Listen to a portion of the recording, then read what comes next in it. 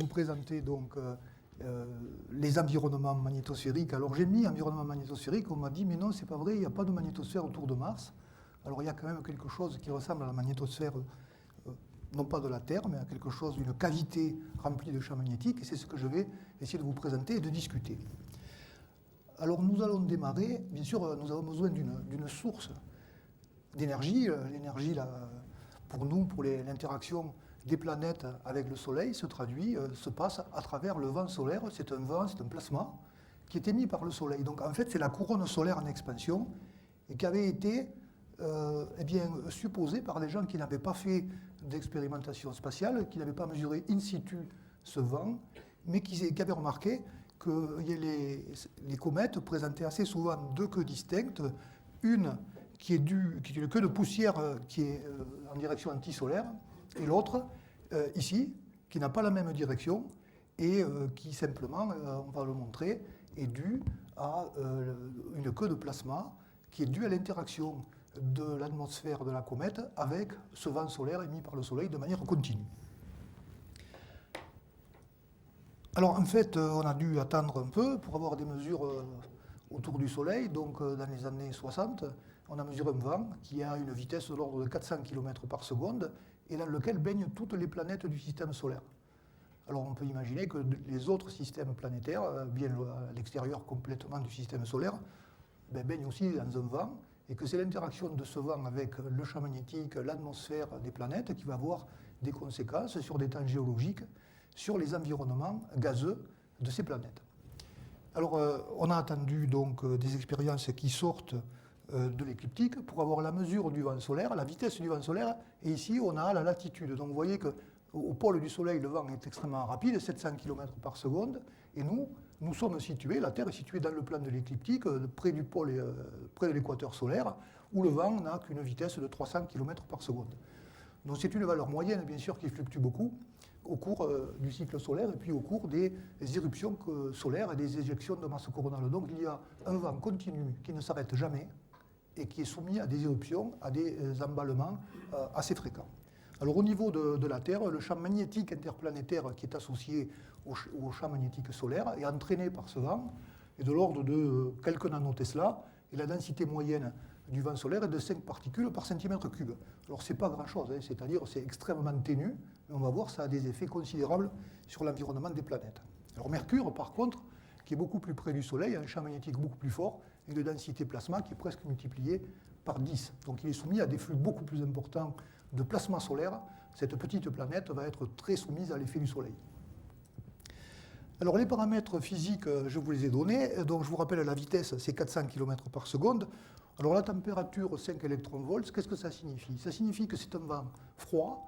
Un vent froid, c'est un vent très dirigé, qui a vraiment une direction extrêmement forte et peu d'écart par rapport à cette direction. Alors il s'écoule en direction radiale depuis le Soleil.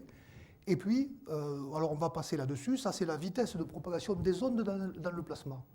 Alors donc c'est 50 à 100 km par seconde en moyenne, avec un vent qui s'écoule à 400 km par seconde. Donc il est super sonique, super alvénique, puisqu'on va remplacer ici le son, qui n'existe pas dans le plasma, par la propagation des ondes qui caractérisent le plasma. On a aussi des grandeurs caractéristiques. Un proton, donc une particule chargée qui constitue le vent, s'écoule rapidement à 400 km par seconde et tourne autour du champ magnétique interplanétaire avec un rayon de gyration qui est de l'ordre de 1000 km. Alors quels sont le Soleil nous envoie un vent et puis nous envoie ses constituants à lui. Donc voilà, ce qui nous envoie majoritairement, c'est les protons. Et le rapport des protons sur les héliums solaires est de l'ordre de 25. L'hélium sur l'oxygène, c'est 75. Et le carbone sur l'oxygène, c'est de l'ordre de 0,7. Donc on voit que c'est un vent qui est constitué majoritairement de protons, très très majoritairement de protons, avec un peu de carbone, d'oxygène, et ici, des carbones et des oxygènes, ce n'est pas indiqué ici, mais très ionisés. C'est-à-dire ils ont perdu beaucoup d'électrons. Pourquoi? Parce qu'ils sont issus, ils sont passés par la couronne solaire, où la température leur a permis un arrachement d'électrons. Donc on va avoir du carbone et de l'oxygène très ionisés. Alors que la Terre, elle, nous avons du carbone et de l'oxygène évidemment sur la Terre, mais peu ionisés, parce que les enveloppes gazeuses de la Terre, atmosphère, ionosphère, exosphère, sont froides. Et donc on n'a pas les moyens d'arracher beaucoup d'électrons au carbone et à l'oxygène terrestre. Donc c'est l'état de charge de ces particules qui va nous permettre de discerner ce qui vient du Soleil de ce qui vient de la planète. Alors il y a aussi un champ magnétique, il est plus ou moins dipolaire dans le Soleil, il varie et il se renverse tous les 22 ans. Tous les 22 ans, on a, alors le pôle nord devient le pôle sud, et le pôle sud devient le pôle nord, et tous les 22 ans, on retrouve la même polarité. Donc on a un cycle en fait de 22 ans pour le champ magnétique solaire. Par contre, au-delà d'un point, il est presque radial, puisqu'il est entraîné dans le vent. C'est un champ magnétique qui est entraîné dans le vent, on dit qu'il est gelé dans le vent. En fait, c'est un fluide très conducteur qui attrape le champ magnétique et qui le déplace avec lui. Et c'est ça qu'on va recevoir sur la Terre. Alors là, vous avez l'illustration. Il y a un cisaillement de vitesse ici, et puis initialement un champ magnétique avec un flux magnétique là. Si cette partie va plus vite que celle-ci, on a une déformation des lignes de force du champ magnétique solaire. Alors ça a une implication importante. Alors ça c'est la loi de Faraday, et on montre que si E est égal à moins V vectoriel B, c'est-à-dire un MHD magnéto-hydrodynamique idéal, infiniment conducteur, un plasma infiniment conducteur, alors effectivement le champ magnétique est entraîné par le plasma. Ça veut dire quoi? Ça veut dire que si on met une sentinelle, un satellite, près du Soleil, loin de la Terre, par exemple au point de Lagrange L1, qui est à 1 500 000 km de la Terre, quand il voit une structure passer de plasma et de champ magnétique, quelque chose qui va produire des effets majeurs sur la Terre, un choc, eh bien, il va le voir avec 20 minutes d'avance, puisqu'il va falloir une vingtaine de minutes pour que ce plasma, qui va à 400 km par seconde, parcourt la distance qui le sépare de la Terre. Si on arrivait, on ne l'a pas encore fait, c'est un projet américain d'envergure, à mettre des sentinelles beaucoup plus près du Soleil. Alors à ce moment-là, on serait prévenu quelques heures avant la perturbation. Alors, les perturbations, on a tous ici dans la salle survécu aux perturbations solaires. Et on espère qu'il n'y en aura pas de gigantesques. Néanmoins, ça a des implications, parce que ça perturbe l'ionosphère de la Terre et les télécommunications. Donc ça intéresse les scientifiques, mais ça intéresse aussi la société entière, de savoir si il va y avoir une perturbation des communications ou pas. Alors, il existe des chocs, dont le Soleil même vent, supersoniques, qui se propagent, qui va atteindre les limites de l'héliosphère, et puis au bout d'un moment, il va rencontrer le milieu interstellaire. Et donc, on a des exemples d'observation d'ondes de choc qui ressemblent à l'onde de choc solaire dans l'héliosphère. Ceci, les étoiles jeunes. Ici, c'est une étoile qui est située à 1500 années-lumière de la Terre, avec un SELI, dans la nébuleuse d'Orion. Et voici le choc terminal qui est dû au vent qui s'échappe de l'étoile. Pour le Soleil, c'est exactement pareil. Localement, on a la même chose. Alors voilà un schéma. Ça, c'est une échelle de distance logarithmique. Donc ici, on a les planètes qui nous intéressent, Mercure, Vénus, la Terre et Mars. Ici, on a l'onde de choc terminale qui est à 100 unités astronomiques, à peu près. Et ici, on a le milieu interstellaire. Donc c'est de l'onde de choc que l'on vient de voir. Nous sommes ici, et ce sont ces planètes, donc les plus petites du système solaire, qui nous intéressent, et que je vais essayer de présenter l'interaction avec le vent solaire, c'est-à-dire la quantité de mouvement du gaz et le champ magnétique interplanétaire. Alors, par expérience, maintenant, on a assez bien parcouru le système solaire avec des satellites, et donc on sait qu'il existe plusieurs types d'interactions. Celle-ci, je vous en ai déjà parlé. L'obstacle, c'est l'atmosphère vaporisée de la comète. Il n'y a pas de champ magnétique autour d'une comète. C'est un obstacle dit atmosphérique. Ici, Vénus et Mars, nous verrons que c'est des obstacles atmosphériques aussi, bien que Mars ait quelques petites anomalies magnétiques. Mais ici, il y a un empilement de champs magnétiques. Nous verrons qu'ici, le champ magnétique est empilé, et c'est ce que j'ai appelé magnétosphère. Donc il y a il y a quelque chose, une région autour de la planète qui ressemble à une sphère, où le champ magnétique est fortement augmenté par rapport au champ magnétique interplanétaire. Et lorsqu'on a des planètes comme Saturne, Jupiter, la Terre et Mercure, c'est le champ magnétique de la planète qui constitue l'obstacle à l'écoulement du vent. Alors, donc, le type d'interaction du vent solaire, que ce soit dans le système solaire et bien sûr dans d'autres systèmes, eh bien, ça va dépendre de la nature conducteur qui est opposée au vent solaire ou stellaire. Donc, s'il existe un champ magnétique fort, on a une magnétosphère classique, c'est-à-dire quelque chose qui ressemble à la Terre et qui nous protège des rayonnements solaires, bien sûr, c'est-à-dire qui piège les radiations, qui les empêche d'atteindre le sol. Donc, protection des êtres vivants, si l'on veut. Si il n'existe pas de champ magnétique fort, qui ne peuvent pas balancer la pression introduite par le vent, on a une interaction atmosphérique. C'est-à-dire que le vent, le soleil, le matériau de l'étoile va atteindre l'atmosphère des planètes et interagir avec elle. Il va y avoir un échappement planétaire dû à l'interaction du vent avec l'atmosphère. Et on a deux sous-classes, soit une exosphère quelque chose de dilué, comme les comètes, ou bien comme Mercure, qui n'a pas une atmosphère forte et constituée, ou bien alors une ionosphère qui constitue un obstacle dur, dans le cas de Vénus, avec une pression atmosphérique extrêmement forte, 90 fois celle de la Terre. C'est un obstacle sérieux à l'écoulement du vent solaire. Donc là, je vous ai rappelé pour les Vénus, la Terre et Mars, les différences essentielles qui correspondent à la distance au Soleil. Donc plus on va loin, moins le flux ultraviolet solaire est important, il est croît en 1 sur R2. Donc ça veut dire que les photons vont moins ioniser l'atmosphère de la planète, c'est-à-dire ils vont avoir du mal à produire une ionosphère lorsqu'on devient loin, on va loin. Ici la gravité, donc vous voyez qu'elle est forte sur Vénus et la Terre, elle est beaucoup plus faible sur Mars. A priori, ça va permettre l'échappement, c'est-à-dire que les atomes et les molécules s'échappent plus facilement du champ de gravité de Mars que de Vénus. Ici, la pression à la surface, qui nous dit que l'atmosphère de Vénus est considérablement plus dense que la pression sur la Terre et que l'atmosphère de Mars, qui est extrêmement ténue.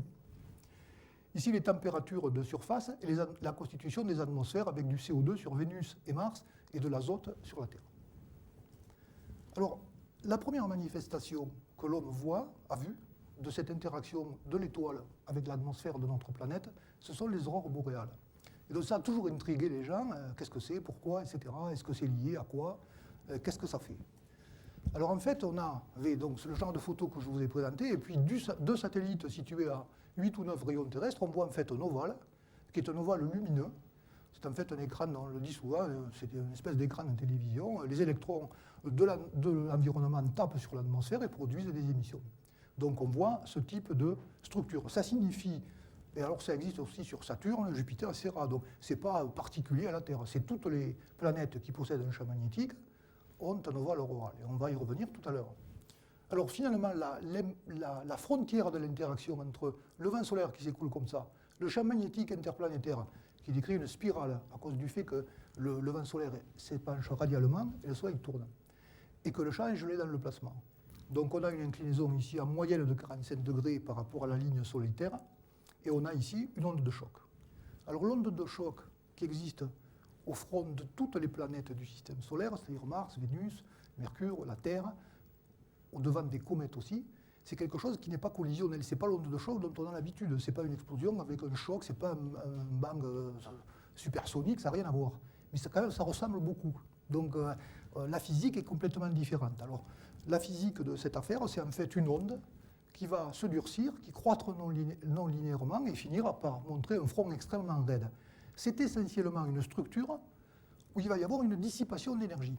L'énergie de flot du vent solaire, qui est très dirigée, je vous l'ai dit, avec une température faible, va se transformer en énergie thermique. Donc en fait, on va conserver l'énergie, on va créer des particules, des distributions de particules très accélérées, et on va stopper le plasma, pas tout à fait, mais lui donner une température beaucoup plus grande. Et donc on utilise les ondes de choc pour créer à partir d'un gaz neutre un plasma ou pour chauffer un plasma. On peut créer un choc en laboratoire pour chauffer. Alors l'effet que ça a, c'est des chocs parallèles ou perpendiculaires, c'est que l'énergie d'écoulement ici est transformée en énergie thermique ici. Et ça se produit en amont des planètes. Alors je ne vais pas rentrer dans le détail de la physique du choc, mais il y a aussi d'autres chocs. Ça, c'est les chocs qui sont des chocs dits d'étrave dans le système solaire en amont de chaque planète. Mais il y a aussi d'autres ondes de choc qui se propagent dans toute l'héliosphère. Quand le Soleil éjecte du plasma, éjecte une masse suffisante, des milliards de tonnes il éjecte. Et ceci, il le fait dans des phénomènes sporadiques. Voici une injection de plasma, c'est une injection de masse coronale. Vous voyez la masse qui part. Alors si elle part de l'autre côté du Soleil, ça ne nous gêne pas. Elle va atteindre peut-être Mars, peut-être Vénus, ça dépend de la course des planètes autour du Soleil, mais quelquefois ça nous atteint à nous. Et ça va avoir des conséquences. Des conséquences, pas sur nous tout à fait, mais sur les satellites, les télécommunications, les transports d'énergie électrique, etc. Donc ça va produire un choc. Et ces chocs, lorsqu'on a un satellite dans l'héliosphère assez loin de la Terre, ils se traduisent par une forte augmentation, par exemple par une très forte augmentation de la vitesse, de la densité, donc de la quantité de mouvement qui va arriver sur la Terre. Et c'est issu d'une éjection de masse coronale. Alors finalement, l'ensemble de tout ça, c'est-à-dire le choc d'étrave qui lui est stationnaire, il se reforme, il disparaît, il se reforme, mais il est stationnaire finalement, à l'échelle des mesures, qui est ici. Ici, le plasma s'écoule comme ça. Ici, il va s'écouler beaucoup plus lentement dans la magnétogaine. Et il va y avoir une frontière qui va séparer l'environnement terrestre du milieu interplanétaire, qui est une discontinuité de champ magnétique. Elle va se produire à l'endroit où le champ magnétique, si vous voulez, c'est comme élastique. Le champ magnétique va être bousculé par la pression des particules qui ont passé le choc et qui sont dans ce qu'on appelle la magnétogène. Ça va être bousculé, puis au bout d'un moment, il y a l'équilibre des pressions. Et l'équilibre des pressions dit que la pression cinétique, en gros, un MV2 plus la pression thermique, si vous voulez, qui est souvent petite, eh bien, est équilibrée par la pression qui est le champ magnétique au carré, qui est proportionnel au champ magnétique au carré, et donc on a arrêt et on a une frontière. Alors cette frontière, alors on va passer sur... Simplement, la figure suivante était destinée à vous montrer qu'ici, il peut y avoir des accélérations de particules qui sont dues à la collision de deux ondes de choc, l'onde de choc d'étrave et celle, la nouvelle envoyée par le Soleil. Mais on va passer là-dessus, et on va dire que dans le cas terrestre, si on se déplace depuis le Soleil, enfin depuis une trentaine de rayons terrestres vers la Terre, à 70 000 km au point subsolaire, on a une forte modification de l'écoulement plasma, et cette disparition ici des électrons est due à la barrière magnétique que la Terre oppose à l'écoulement du vent. Alors une autre façon de voir cette frontière, c'est ici un satellite, une mission qui s'appelle Stéréo. C'est deux satellites qui viennent d'être lancés et dont l'un précédera la Terre dans sa course autour du Soleil et l'autre suivra. Alors pour le moment, ils ne sont pas tout à fait dans cette configuration-là, ils se dirigent vers cette configuration et ils passent près de la Terre parce qu'ils se servent de la Lune pour atteindre leur orbite autour du Soleil. Alors ici, c'est un premier passage, on est dans le vent solaire. Ici, on rencontre le choc terrestre. Ici, c'est la région de transition avant de rentrer dans la magnétosphère de la Terre. Ici, la magnétosphère de la Terre. Et ici, le périgée, le satellite repart et recoupe le choc. Donc vous voyez bien qu'ici, par exemple, on a une forte diminution des flux accélérés. Là, ici, on a une accélération forte des particules. Ici, une diminution qui est l'expansion dynamique du plasma qui a été choqué derrière l'onde de choc.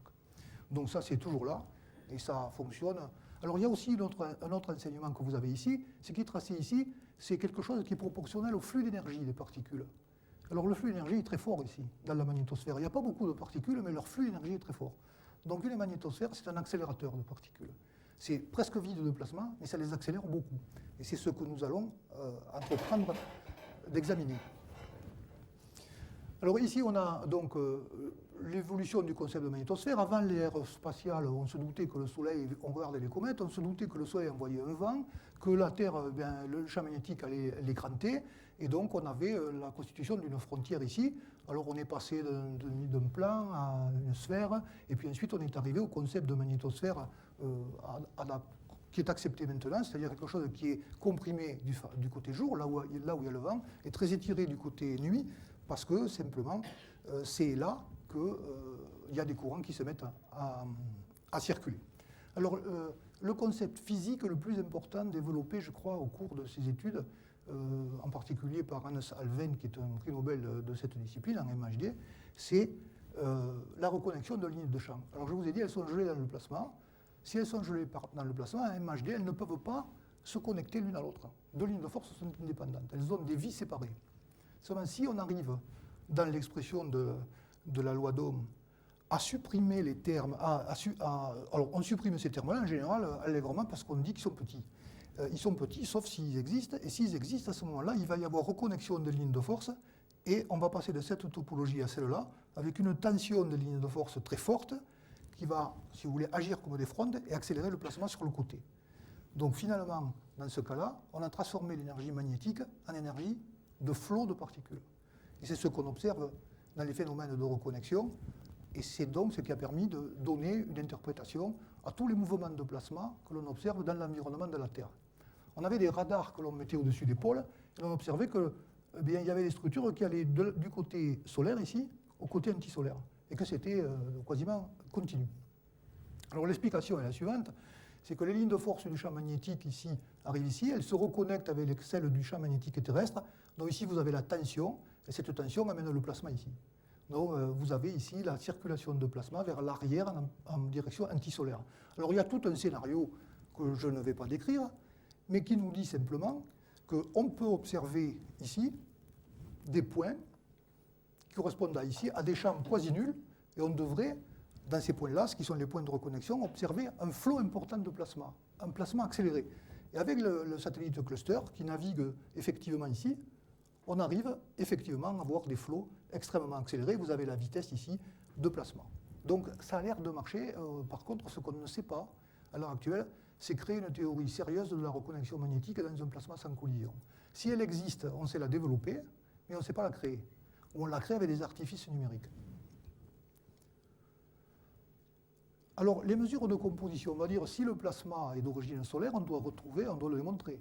Parce qu'on dit il rentre, mais est-ce qu'on peut le démontrer? Alors, on arrive à le démontrer en faisant des mesures dans le vent solaire et dans la magnétosphère de la Terre. Alors, la manière qu'on a eu de faire, c'est très très rare comme mesure. On utilise, par exemple, on mesure l'état de charge du fer. Donc, lorsqu'il est émis par le Soleil, il est très chargé. Lorsqu'il y a des éjections de masse coronale, son état de charge varie. Et on est alors, on a ici la courbe entrée plein, c'est l'état de charge mesuré, du 1er mai au 4 mai 1998. Et puis, on a quelques mesures dans la magnétosphère, ici, de l'état de charge, quand le satellite passe ici. Satellite polaire. Ça, c'est le satellite ACE. Et donc, vous voyez qu'il existe une bonne corrélation ici entre l'état de charge dans le vent solaire et dans la magnétosphère. Donc, c'est la démonstration qu'une partie du plasma que l'on rencontre dans l'environnement terrestre est d'origine solaire. Mais il y a aussi une deuxième origine, c'est planétaire.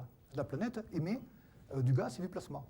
Donc, il va émettre des hydrogènes, des héliums, donc vous voyez hélium plus, alors que le Soleil, c'est hélium 2+, puisque la température initiale est très chaude, donc il est très ionisé. C'est la même chose pour l'oxygène et le carbone, alors que pour la Terre, c'est surtout de l'oxygène ionisé une fois. Donc voilà un moyen de séparer les deux. Alors, puisqu'on a dit qu'il y avait une reconnexion, cette ligne de force ici, donc, qui est gelée dans le plasma du vent solaire, va se déplacer dans ce sens, son pied va se déplacer ici, et donc on a un mouvement en direction antisolaire. On estime qu'il existe une reconnexion ici qui va introduire un mouvement opposé, c'est-à-dire on a ce mouvement de plasma, et puis ici ce mouvement-là. C'est un mouvement de retour de flux magnétique qui se fait à grande échelle.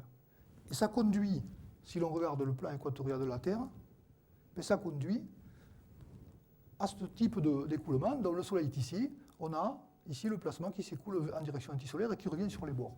Alors, bien sûr, c'est difficile de mesurer avec un satellite la distribution, ça correspond à un champ électrique dans ce sens, et ceci correspond aux équipotentiels du champ électrique.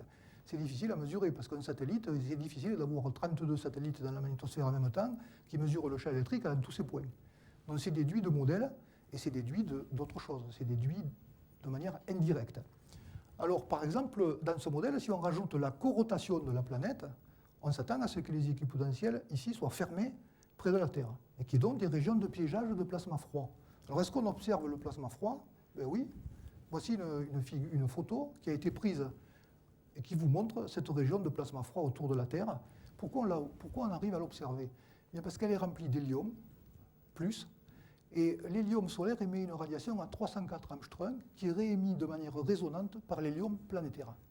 Donc, c'est des régions denses de plasma qui sont remplies par l'atmosphère et l'ionosphère de la Terre. Donc, c'est l'atmosphère de la Terre qui fournit le plasma, et ce plasma réémet à 304 Armstrong. Ce qui permet de, effectivement, voir cette région. Et cette région est prévue par les modèles, bien sûr.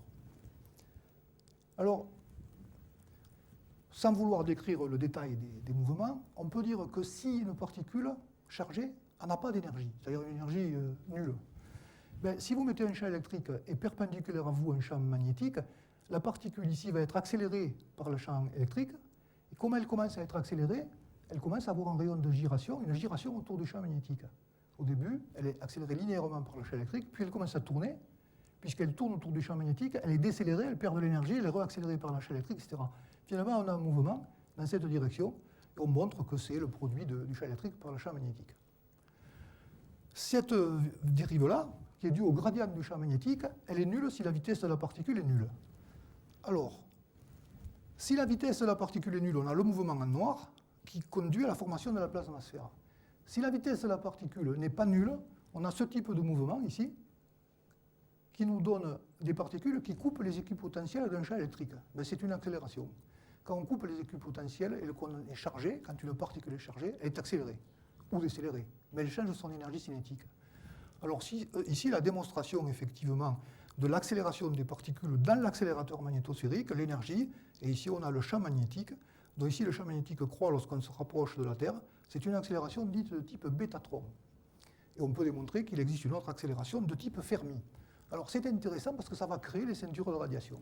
On a du plasma solaire qui est froid, on l'a dit, peu énergétique, qui arrive à rentrer, et du plasma planétaire aussi. Puis si on ne l'accélère pas, on n'aura pas de ceinture de radiation autour de la Terre. Et on sait qu'elles existent. Donc c'est ces mouvements à grande échelle qui sont dus à la reconnexion magnétique, donc finalement à l'énergie solaire, qui vont accélérer les particules dans le système.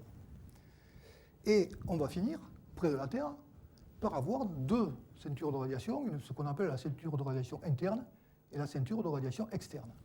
Alors le mouvement des particules dans ces ceintures de radiation, c'est un mouvement d'enroulement autour du champ magnétique, c'est un mouvement le long du champ magnétique, c'est un mouvement de rebond à ce qu'on appelle les points miroirs, où toute l'énergie de la particule est perpendiculaire, donc elle retourne, elle rebrousse chemin, elle arrive dans le point conjugué, elle recommence, et elle dérive autour de la Terre aussi, à cause du gradient du champ magnétique. Donc voilà les ceintures de radiation de la Terre. Mais dans ces schémas, vous voyez que le point miroir, c'est un cercle, à une altitude donnée. Et ce n'est pas vrai, ce n'est pas tout à fait comme ça. Lorsqu'on fait des mesures en satellite, et qu'on trace la latitude en fonction de la longitude, ici le flux des électrons, que l'on mesure à bord d'un satellite à 700 km d'altitude, il y a une grande région ici, où il y a beaucoup de flux. Et cette grande région, c'est l'anomalie de l'Atlantique Sud, où le champ magnétique est plus faible qu'ailleurs. Donc le Concorde, quand il va de Paris à Rio, il passe dans cette région. Et il est davantage soumis aux effets des rayonnements de haute énergie qu'ailleurs. Mais il y a aussi des flux d'électrons de 200 à 400 keV ou du MEF. Et simplement, pourquoi c'est plus fort? Bien parce que les particules, au lieu de rester à haute altitude au point miroir, comme le champ magnétique est plus faible, elles vont aller chercher le champ magnétique qui correspond à leur point miroir, elles sont obligées d'aller plus bas. Et donc on traduit le gradient de flux vers l'extérieur, on le traduit en latitude et longitude. C'est la naissance de l'anomalie de l'Atlantique Sud. Alors il existe aussi autre chose, mais c'est beaucoup plus petit. Ça, c'est les zones aurorales, on va y venir tout à l'heure. Ici, vous voyez une absence de flux qui correspond à l'Europe. C'est extrêmement intéressant. Pourquoi? Alors, les États-Unis sont, on va dire, mal placés pour ça. Il y a beaucoup de particules naturelles qui arrivent là. L'Amérique du Sud est particulièrement mal placée, sauf si on veut étudier l'anomalie de l'Atlantique Sud. Mais si on veut étudier des effets du second ordre, ben, il vaut mieux aller en Europe, parce que la précipitation naturelle est très faible, et tout ce qui va dépasser le seuil sera plus facile à mesurer. On va mesurer des effets faibles. Donc, je vais vous montrer que c'est intéressant de se situer en Europe pour faire ces mesures. Mais ici, en Australie, vous voyez, il y a aussi une autre région de précipitation des électrons très énergétique ici. Celle-là, elle n'est pas causée par le Soleil, elle est causée par l'homme. Il y a un émetteur américain qui émet des ondes de VLF à 19,8 kHz en Australie et qui produit, ici c'est l'énergie en fonction du temps, c'est un satellite qui s'appelle Demeter, c'est un satellite, un micro-satellite du CNES, et on voit une structure en énergie ici, et puis les étoiles, c'est le calcul qui résulte d'un calcul d'interaction d'ondes avec les électrons. Ici, les électrons qui sont piégés, d'habitude, on envoie des ondes de type Whistler, et ces ondes interagissent avec les électrons et les font précipiter. Et on voit cette structure ici. Donc on peut calculer cette dispersion pour une onde monochromatique. Monochromatique, les seules ondes monochromatiques à fréquence fixe, etc., ce sont des ondes humaines. Il n'y a pas, dans la nature, ça n'existe pas, les ondes à fréquence fixe. Et donc ce sont les émetteurs, qui s'appellent Northwest Cap, NWC, qui produisent la précipitation des électrons des ceintures de radiation. Donc ça aide à vider les particules des ceintures de radiation. Alors, on peut faire aussi des expériences simulées, etc. Mais alors, on peut se poser une question que d'autres avant moi se sont posées. Un émetteur qui émet des ondes de VLF, c'est pour faire de la communication, avec diverses manières, enfin divers bâtiments. Cet émetteur, il a du mal à faire passer l'onde à travers l'ionosphère, parce que d'habitude, l'onde doit avoir une fréquence très haute pour traverser l'ionosphère, qui est un milieu conducteur. Là, c'est une onde assez basse fréquence, c'est 20 kHz. Donc c'est un petit morceau de l'onde, c'est un tout petit apport d'énergie. L'onde arrive à passer, mais une très faible fraction de l'onde arrive à passer, et uniquement la nuit. Dans le jour, l'ionosphère est trop forte, trop constituée, trop dense pour laisser passer les ondes. Donc ça passe la nuit, et ça déstabilise les électrons. Imaginons qu'au lieu d'envoyer l'onde depuis le sol, il faut qu'elle franchisse la barrière, je puisse l'envoyer dans un satellite. Là, elle n'a plus de barrière à franchir, et donc je peux envoyer une onde beaucoup plus facilement, avec une puissance finalement beaucoup plus grande, et déstabiliser les électrons. Alors c'est une manière de déstabiliser les ceintures de radiation. Alors les ceintures de radiation, c'est quand même très fortement modulé par l'activité solaire. Ici, on a la distance, ici c'est les lignes de force, c'est la ceinture externe et la ceinture interne, et là on a porté cette distance, c'est-à-dire on fait les mesures sur un satellite de basse altitude, et on porte la distance à l'apex de la ligne de force. Et ces modulations du flux donc des ceintures de radiation, simplement sont dues à la modulation par l'activité solaire de notre environnement proche, des ceintures de radiation. C'est-à-dire quand il y a une éjection de masse coronale, quand il y a des ondes de choc solaire, ça crée de nouvelles ceintures de radiation, ça intensifie les ceintures de radiation. Et donc on voit les répétitions d'événements solaires. Lorsqu'on a un satellite qui, lui, a une orbite de ce type-là et qui la parcourt de multiples fois au cours de l'année, on voit au cours d'une année de très fortes augmentations ici de l'hydrogène, qui fait que il y a des événements solaires qui se traduisent par de fortes augmentations de flux dans les ceintures de radiation. Alors, les industriels aiment moyennement parce que ça perturbe les satellites. Si c'est trop fort, ça finit par les casser, c'est-à-dire ça implante des charges sous les structures, et ensuite il va y avoir un flash. Puis ça va aussi charger les satellites. Et tout ça concourt à créer des anomalies en vol. Alors il existe une autre façon pour déstabiliser les ceintures de radiation, c'est les orages atmosphériques. Vous savez que lorsqu'on multiplie les orages atmosphériques, ici, là, on a apporté tous les orages atmosphériques mesurés où on a une déstabilisation associée des ceintures de radiation. Alors c'est au-dessus de l'Europe, c'est pour ça que c'est plus facile de le mesurer, puisque les flux normaux, ils sont faibles. Les flux classiques, hors orage, sont faibles. Ici, on a succession d'orages atmosphériques, c'est-à-dire d'éclairs. Ce sont des foyers orageux extrêmement forts qui, finalement, arrivent à transférer des ondes vers l'extérieur. Ces ondes, ce sont des Whistler. C'est-à-dire elles ont un diagramme fréquence-temps caractéristique, et c'est les sifflements. Ces sifflements vont interagir avec les électrons, et ce qu'on va voir ici, c'est les ondes sur le satellite d'émetteur, et puis les électrons qui correspondent aux éclairs les plus forts. Donc vous voyez ici, c'est un éclair avec une augmentation de flux, ici c'est une série d'éclairs avec un Whistler dispersé, et ici on a une précipitation d'électrons. Donc il y a un couplage entre le Soleil, le champ magnétique terrestre, l'atmosphère et le plasma, bien sûr. On peut pas, alors on peut quelquefois dissocier tout. Lorsqu'on fait de la météorologie normale, on dissocie bien sûr, ça n'a pas d'effet très fort sur l'atmosphère, bien que ça modifie les concentrations, et là, on a un effet direct. Alors on a même des effets encore plus forts et nouveaux. Vous savez qu'au-dessus des orages atmosphériques, je vous ai parlé d'orages atmosphériques classiques, ça se produit toujours. Lorsque vous avez des éclairs, ça fait tomber des électrons dans l'atmosphère, des électrons relativistes. Donc vous êtes plus irradié quand il y a des orages atmosphériques. Mais on a observé, et ça c'est l'armée de l'air américaine, au-dessus des orages, on a observé des lueurs qui sont situées vers 90 km d'altitude et qui sont restées longtemps incomprises, et on a plus ou moins traité les pilotes de l'armée de l'air de fous quand ils racontaient qu'ils avaient vu des lueurs rouges au-dessus des orages, mais pas à l'altitude de 10 km, mais de 90. Or, voici les enregistrements, voici des sprites, ce qui s'appelle des sprites, ces lueurs qu'on ne voit pas très bien ici, qui sont obtenus par un jeune qui travaille à l'observatoire à l'OMP, qui travaille avec le laboratoire d'aérologie dans le cadre d'Eurosprite avec des Danois, et qui avec son appareil photo a mesuré ces lueurs qui sont, alors on n'a pas d'échelle d'altitude ici, mais qui sont vers 90 km d'altitude. Mais il existe aussi, au-dessus des grandes plaines américaines, des orages particulièrement intenses, et là, les Américains ont pu les capturer, et vous allez voir deux sprites. Alors l'altitude ici, c'est 80 km, 90, vous voyez ça, ça dure 2 ou 3 millisecondes, il va y en avoir un autre ici, regardez ça, et là, clac. Donc ça, c'est plus un orage, c'est pas un éclair, hein. C'est quelque chose qui se produit à entre 60 et 90 km d'altitude. C'est une explosion, c'est évidemment une explosion, c'est quelque chose qui débarre là, regardez. Alors, c'est quoi? Eh bien, est-ce qu'on peut comprendre d'où ça vient? Alors, les théories sont variées. Il y en a une qui dit que c'est provoqué par des électrons relativistes Renaué. Renaué, ça veut dire quoi? Ça veut dire qu'il y a des champs électriques extrêmement forts qui accélèrent des électrons linéairement.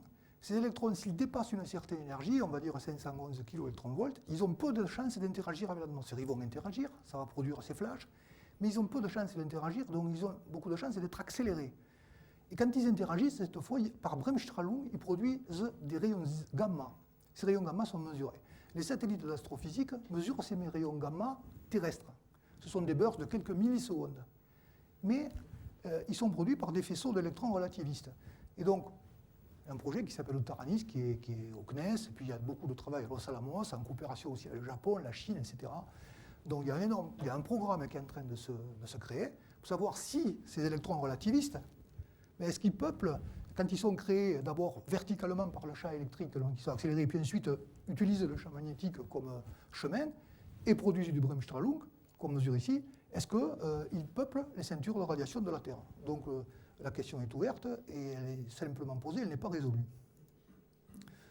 Alors, revenons à la magnétosphère globale. Maintenant, on oublie les phénomènes atmosphériques dont je viens de vous parler, qui sont typiquement terrestres, bien que les orages, il y en ait sur Vénus aussi, et des Whistler, il y en a sur Vénus.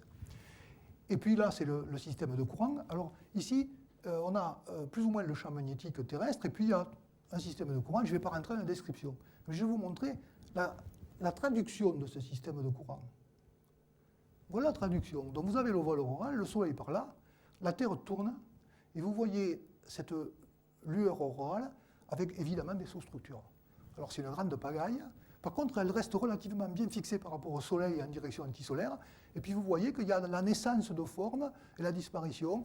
Alors on est resté des dizaines d'années à l'observer, à essayer de comprendre ce que c'était. Il n'y a pas eu de grandes avancées, puis tout d'un coup il y en a eu, etc. Et je vais essayer de schématiser ce qu'on a compris. Donc c'est bien des électrons qui produisent cette lueur. Il y a aussi l'équivalent dans les raies de la série de Balmer avec les protons, etc. Donc il y a aussi des ions évidemment qui précipitent. Et ça, on a essayé donc de comprendre qu'est-ce que c'était. Alors on s'est aperçu que c'était assez bien lié au fait que lorsqu'il y a une onde de choc interplanétaire qui arrive sur la Terre, bien on a une intensification de l'émission de l'ovale auroral. Alors comme on s'attend, ça commence dans la partie antisolaire, c'est-à-dire solaire, au jour. Le jour, et puis ici, à midi, ça c'est minuit, et ça se propage dans l'autre direction. Mais c'est assez rare. C'est même assez rare. Et on s'est aperçu d'autre chose. Alors, quand ça se produit, on a des grandes variations des courants électriques qui s'écoulent dans l'ionosphère, près des calottes polaires, et aussi on a la création d'une autre ceinture externe qui s'appelle le courant annulaire, qui produit une dépression du champ magnétique sur la Terre. Donc voici un orage qui va durer un jour ou deux, vous voyez, avec une dépression du champ magnétique. C'est parce qu'un immense système de courant s'est mis à tourner autour de la Terre. C'est produit parce que les particules sont accélérées et injectées, les particules solaires et planétaires sont injectées autour de la Terre dans une région où le gradient de champ magnétique est très fort. Donc on a un orage magnétique. Mais le plus souvent, on n'a pas un orage magnétique, on a ce qu'on appelle, alors c'est un peu compliqué, un sous-orage magnétique. Et c'est quoi? C'est la perturbation élémentaire qui affecte la magnétosphère de la Terre. Alors ici, on a le voile auroral. Alors il va se former plus ou moins, ici, vous allez le voir. Mais ce que vous allez observer, c'est tout d'un coup une explosion à minuit. Alors ça paraît mystérieux, c'est en direction antisolaire. Il existe une explosion d'énergie. Bon, ça dure quelques minutes, ça ne va pas disparaître avant une demi-heure. Et ça se reproduit avec une fréquence de 2 ou 3 heures. Voilà. Et vous allez voir, il va y avoir une autre explosion, et ça va se propager ici vers le nord, un peu vers le sud, et puis ça va partir beaucoup vers le nord. Voilà. Vers le sud, et maintenant vers le nord. Et donc là, ça veut dire, ça c'est proportionnel à l'énergie qui est déposée dans l'atmosphère. Et ça, on a passé beaucoup de temps à comprendre ce que c'était. Alors on s'est aperçu que à l'orbite géostationnaire, lorsque vous avez le début de l'intensification de l'ovale auroral, on a l'injection de particules relativistes à l'orbite géostationnaire, ce qui ne fait pas de bien aux satellites de télécommunication. Vous avez une variation du champ magnétique qui était très étirée, qui redevient dipolaire. Donc ça fait une fronde, si vous voulez, qui injecte les particules de haute énergie. Et ici, c'est contrôlé par le champ magnétique interplanétaire. Quand il tourne vers le sud, ici, on a une modification de la topologie de ce qui se passe à l'arrière, ici, et au bout d'un moment, on a une explosion. Alors, on dit, mais l'énergie, que le champ magnétique soit nord ou sud, l'énergie, c'est B2 sur 2 mu 0, c'est B2, c'est B au carré. Donc, B au carré qui soit égal à moins 5 fois plus 5, c'est pareil, c'est la même énergie. Par contre, le robinet, si vous voulez, à plus 5, on ferme le robinet, l'énergie ne rentre pas dans la magnétosphère. Lorsque le champ magnétique se tourne vers le sud, on a le schéma de reconnexion à ce moment-là qui marche, que je vous ai proposé, et à ce moment-là, l'énergie va rentrer, elle va s'accumuler, et puis au bout d'un moment, elle est dissipée. C'est ça, un sous-orage magnétosphérique. Et ça se répète tous les 2 ou 3 heures. Alors ça se répète tous les 2 ou 3 heures, et puis au niveau phénoménologique, on a simultanément l'éjection, ici en direction antisolaire, de ce qu'on appelle un plasmoïde géant. C'est un vent planétaire. Donc chaque fois que vous avez apport d'énergie dans un environnement comme celui de la Terre, il y a un stockage pendant quelques heures, et puis au bout d'un moment, on éjecte tout ça en direction antisolaire. Donc c'est ce qu'on peut appeler un vent planétaire. Bon, alors les pertes sont égales aux sources, si tout va bien. Et puis, j'en arrive de très vite, avec peu de temps à Mars, qui a été étudié donc, au XVIIe siècle. Et puis, on a d'abord déterminé la rotation, et puis on s'est intéressé à Vénus, et puis on a compris que, et puis on s'est dit si c'est habité, s'il y a des hommes, etc. Donc c'est Cassini et puis Huygens, et puis Cassini a découvert les calottes polaires de Mars, mais enfin on n'en est pas bien au-delà. Et donc l'avènement du spatial a permis d'aller voir ce qui se passe et de poser des engins qui font des analyses sur les surfaces des planètes, c'est-à-dire sur Mars et sur Vénus. Alors sur Vénus, il y avait des idées assez amusantes au début. Donc toujours au XVIIe siècle, Fontenelle nous disait que Vénus reçoit une lumière plus vive que celle de la Terre, bien sûr. Les habitants ressemblent aux morts grenadins, ils sont bronzés puisqu'on est près du soleil. Ils sont brûlés de soleil, pleins d'esprit et de feu, ils sont amoureux aussi beaucoup. Ils font des vers, ils aiment la musique et ils inventent tous les jours de fête des danses et des tournois. Donc c'était notre vision au XVIIe siècle de Vénus. Bon, elle va changer parce que c'est un brasier, c'est 400 degrés, c'est quelque chose d'affreux. Quand on dépose quelque chose, ça dure 2 ou 3 heures et puis ça brûle. Donc on a changé d'idée sur les morts grenadins de Vénus. Mais on s'est aperçu de quelque chose de remarquable en ce qui concerne les comètes Mars et Vénus, et Mars, on s'est aperçu que ça émettait des rayons X. Alors, c'est quand même on n'a pas compris au début. Alors, qu'est-ce qui se passe? En fait, je vous ai dit, ça c'est une comète, et ça c'est l'émission en rayons X, et puis ça c'est l'émission en rayons X de Mars. Alors, les astrophysiciens sont habitués à dire que les X, c'est beaucoup d'énergie, etc. Alors là, ce n'est pas tout à fait la même chose que lorsqu'il y a du fer ionisé 10 fois, 11 fois, 12 fois, qui arrive en contact avec une atmosphère, il va attraper des électrons, il va changer d'état, et les transitions correspondent à l'émission de rayons X. Donc c'est la traduction claire que là, il n'y a plus de champ magnétique, c'est l'interaction du vent solaire avec l'atmosphère de la planète, qui émet des rayons X. Et donc, on a une désexcitation des noyaux solaires. Alors, je passe là-dessus. Donc finalement, on va avoir pour ces planètes une interaction du vent de plasma avec le gaz neutre direct. Bien sûr, je vais vous montrer qu'il existe aussi un champ magnétique, mais ce n'est pas un champ magnétique planétaire. Vénus n'a pas de champ magnétique et Mars n'a pas de champ magnétique global non plus. Alors bon, on a vu ça déjà. Donc finalement, ce qu'on estimait, c'était qu'on avait le vent solaire, on avait le Soleil, et puis on avait une planète qui offrait son atmosphère au vent solaire qu'elle allait à lui prendre en quelque sorte. Et on disait, on a pensé, l'atmosphère de Mars disparaît parce que le vent solaire l'entraîne avec lui. Et pendant longtemps, ça a été, jusqu'à maintenant, jusqu'à il y a 10-15 jours, c'était ce qui prévalait dans l'esprit des gens. Alors c'est plus ou moins vrai.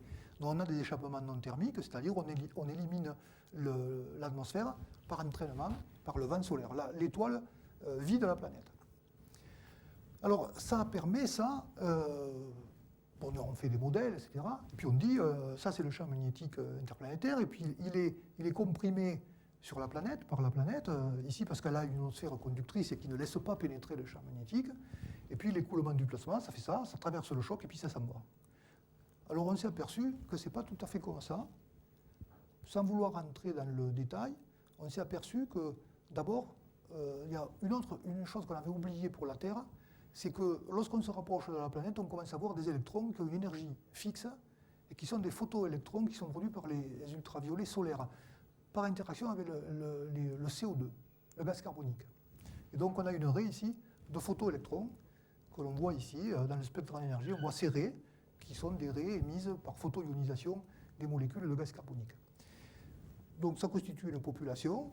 Bon, alors, en mélangeant tous ces ingrédients, on arrive à essayer de construire des modèles de l'interaction du vent solaire avec les planètes comme Mars et Vénus.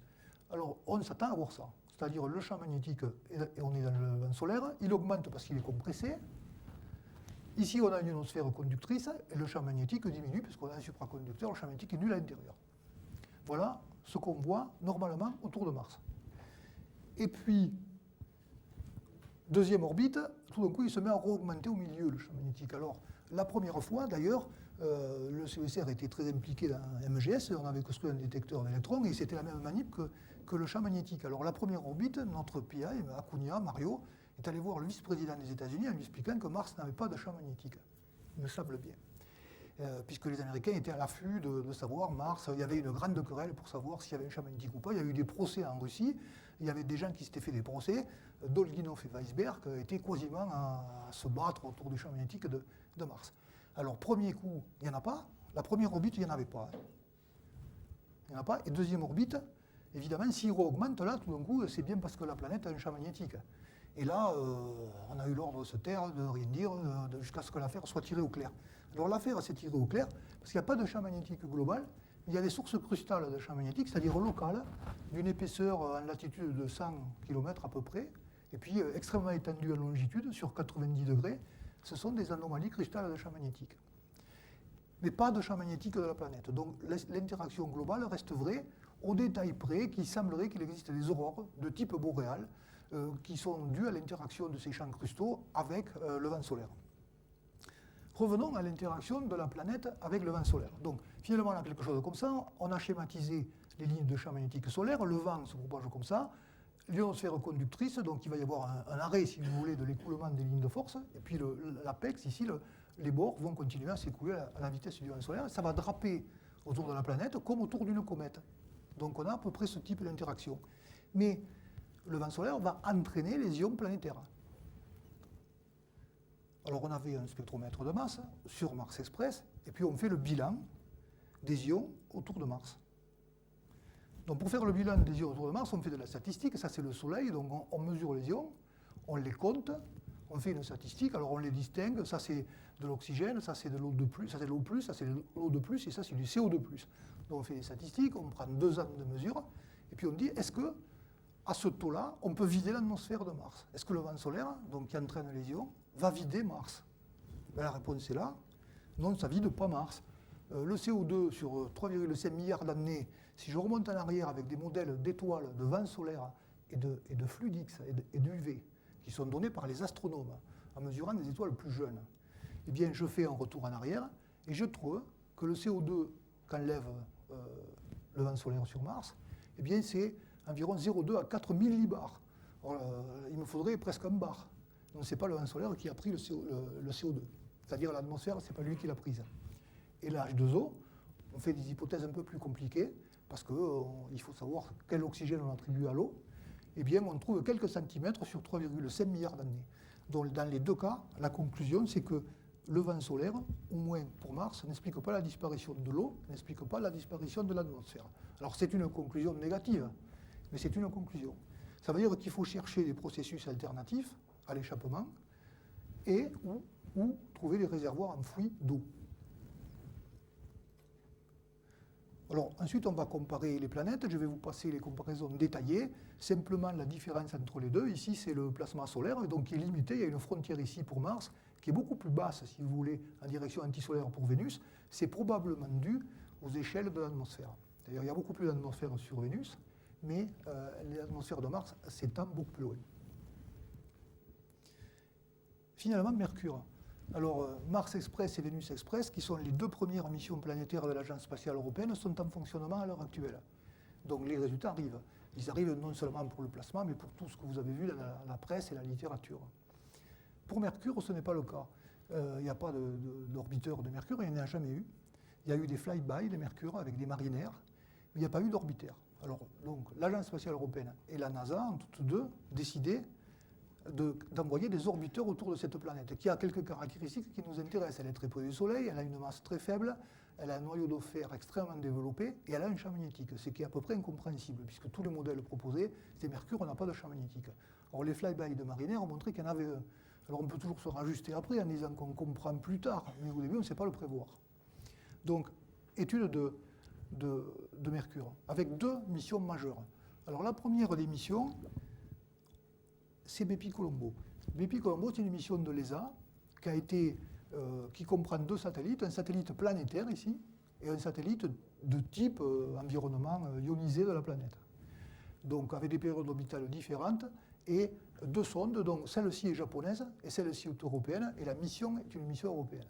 Alors ça, le problème que ça a, c'est que ça a été accepté par un agrément entre l'Agence spatiale européenne et le Japon en l'an 2000, et que ça arrivera sur Mercure en juillet, que l'orbite c'est de juillet 2019 à juillet 2020. Donc on a quand même un peu de temps. On a un peu le temps de construire les manips, de construire les instruments. Le problème, c'est qu'à Mercure, c'est pas du tout simple. C'est pas simple, c'est long. On a voulu utiliser de la propulsion électrique, on a changé 3 ou 4 fois les modes de propulsion, etc. Après, on a modifié les manips, on a refait les sélections, ça n'en finit plus. Et donc, voilà le résultat. Alors, c'est approuvé et ça sera là en 2019-2020. Alors, c'est puissant comme mission, puisqu'avec 2 satellites, on peut corréler, on peut regarder ce qui est près, loin de la planète, ce que fait le vent solaire. Mercure n'a pas d'atmosphère. Donc, s'il y a quelque chose qui ferme les courants, etc., c'est soit le sol, soit une exosphère qui est produite par le bombardement des météorites sur le sol, etc. Donc, c'est un cas d'école qui est encore nouveau dans l'interaction du plasma, du Soleil, de l'étoile, avec un corps planétaire. Et un champ magnétique, bien sûr. Et la deuxième mission, c'est Messenger, qui, après une orbite compliquée, arrivera autour de Mercure en 2011, dont les premiers résultats d'orbiteurs seront évidemment américains et seront donnés par la mission Messenger. Alors, j'ai passé les schémas de Mercure, et donc je n'ai pas grand-chose à vous dire sur Mercure, si ce n'est qu'il existe une foule de modèles qui sont proposés de manière sporadique. Dès qu'il y a un meeting qui parle de Mercure, on commence à proposer des modèles. Mais finalement, je vous ai parlé de l'interaction du vent solaire de l'étoile avec les planètes, et finalement, on a abordé plus ou moins des sujets qui touchent plusieurs champs de la physique. D'une part, la création et l'annihilation de champs magnétiques. Lorsque je vous ai parlé de reconnexion, c'est de l'annihilation de champs magnétiques. C'est pas facile, c'est pas de la MHD, on ne comprend pas la physique fine, c'est un champ de la physique qui est intéressant. Ça touche les dynamos, la diffusion du champ magnétique, la dissipation et la reconnexion, bien sûr. On a discuté de l'accélération des particules de manière bien sûr très superficielle. On en a parlé. Quand on crée les ceintures de radiation, c'est bien qu'on accélère du plasma de 500 électronvolts, on le fait passer quelquefois à 500 mégaélectronvolts. Donc on a redoutablement accéléré les particules. Donc par les chocs d'étrave de la Terre, les chocs envoyés par le Soleil et des accélérations stochastiques. On a étudié la formation de structures et de transients. Alors j'ai moins incité à ça, mais lorsque je vous parle de sous-orage magnétosphérique, je vous ai dit, c'est de l'énergie stockée qui est libérée sporadiquement. C'est quand même de manière astrophysique, c'est une feuille de courant qui devient stable. Et donc ça va se produire partout, dans tous les environnements. Ce n'est pas l'environnement de la Terre, c'est l'environnement, partout où on crée les structures plasma. Je vous rappelle, c'est quand même 99% de l'univers. On va créer des dissipations et des explosions d'énergie. Structure cellulaire, filament de courant et de la turbulence. Bon, il y a la turbulence, vous avez vu l'aurore, elle est turbulente par définition, enfin par observation. Conversion explosive d'énergie, éruption, CME, éjection de masse coronale et les sous-orages dans l'environnement de la Terre. On a aussi étudié les interactions plasma, qu'elles soient électromagnétiques, les écoulements d'un vent avec un objet, le plasma avec le neutre et les radiations avec le plasma. C'est par exemple le Bremsstrahlung qui est causé dans l'atmosphère par les électrons relativistes qui produisent les sprites. Voilà, je vous remercie.